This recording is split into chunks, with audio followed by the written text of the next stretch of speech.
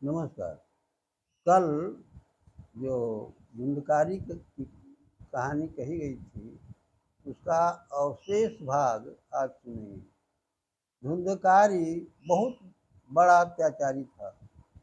इस कहानी के सुनने का तात्पर्य यह है कि चाहे संसार में जितना कितना भी बड़ा पापी क्यों न हो, वह यदि भगवान की शरण में चला जाता है, वह शरणागति हो जाता है, तो भगवान परमात्मा इतने बड़े दयालु हैं, उन्हें दया सिंधु दया सागर कहा गया है। तो भगवान सभी पापों को धो डालते हैं, भूल जाते हैं और अपनी ओर से दया दृष्टि बरसाते हैं। दया और इस धाम में वो शरणागति कर लेते हैं, ले लेते हैं। तो इसी भाव का इस कहानी में तात्पर्य भाव समाहित किया गया है। तो धुंधकारी आपने सुना, कल बहुत बड़ा अत्याचारी था। चारों वेश्याओं ने मिलकर उसकी जान ले ली और उसका भाई गोकर्ण बाहर था। सत्संग के माध्यम से वो जान गया कि हमारे भाई को सब मार दिया है। तो जब यहाँ तक ये बातें, ये प्रसंग हो चुका है, बातें हो चुकी है, तो घर आया बाहर से गोकर्ण और कहा कि अरे तुम्हारे लिए मैंने गया में पिंड दिया, तुम्हारी मृत्यु नहीं हुई। तो उसने एक उपाय सोचा, कहा कि ठीक है, तुम प्रेत योनि में हो हवा के रूप में, तो ऐसा करो, 7 गो बड़ा बड़ा बांस मंगवाया और उस बांस को बांध दिया गया और कहा गया कि देखो तुम प्रेत योनि में हो, बांस में हवा प्रवेश कर जाना। और स्वर्ग से सुखदेव महाराज को बुलाया गया और 7 दिन तक कथा सत्संग प्रसंग होते रहा। और कहा अपने भाई को, जो प्रेत योनि में था, धुंधकारी मर चुका था, उसको कहा कि तुम प्रत्येक दिन ध्यान दे करके बांस में हवा के रूप में, प्रेत के रूप में हो प्रवेश करके और सत्संग की कथा को सुनते रहना। पहला दिन कथा हुई, एक बांस फट की ध्वनि करते हुए वो बांस फट गया।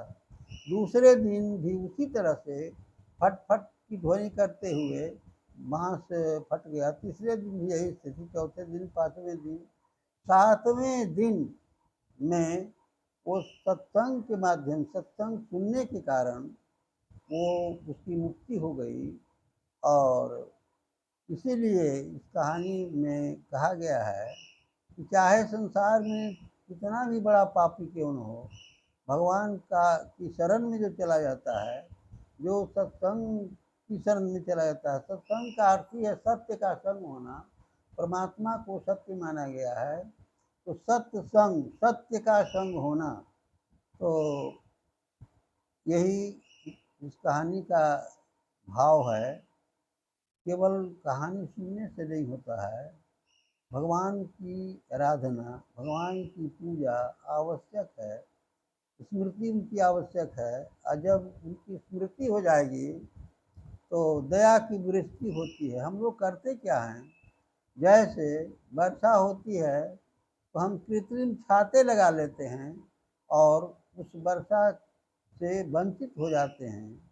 लेकिन जब परमात्मा की दया दृष्टि की दृष्टि होती है, तो हम गलत विचारों का छाता लगा लेते हैं।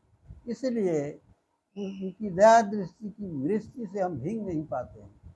तो कहने का ये तात्पर्य है कि निष्कपट भाव से, स्वार्थ रहित होकर परमात्मा के भजन, परमात्मा की स्मृति, इनका चिंतन मनन करने से परमात्मा अपनी संतान पर ध्यान देते हैं।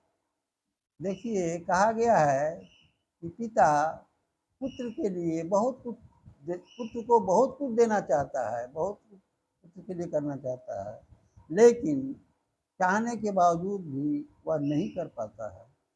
यही स्थिति है परमात्मा के साथ। परमात्मा संसार के पिता हैं, वो चाहते हैं कि हमारे भक्तों को, हमारी संतान को बहुत सुविधाएं, बहुत कुछ प्राप्त हो, लेकिन चाहने के बावजूद भी वो परमात्मा उतना नहीं दे पाता है जितना, जैसा कि पिता पुत्र को नहीं दे पाता है। तो इन्हीं बातों का इस कहानी में भाव समाहित किया गया है।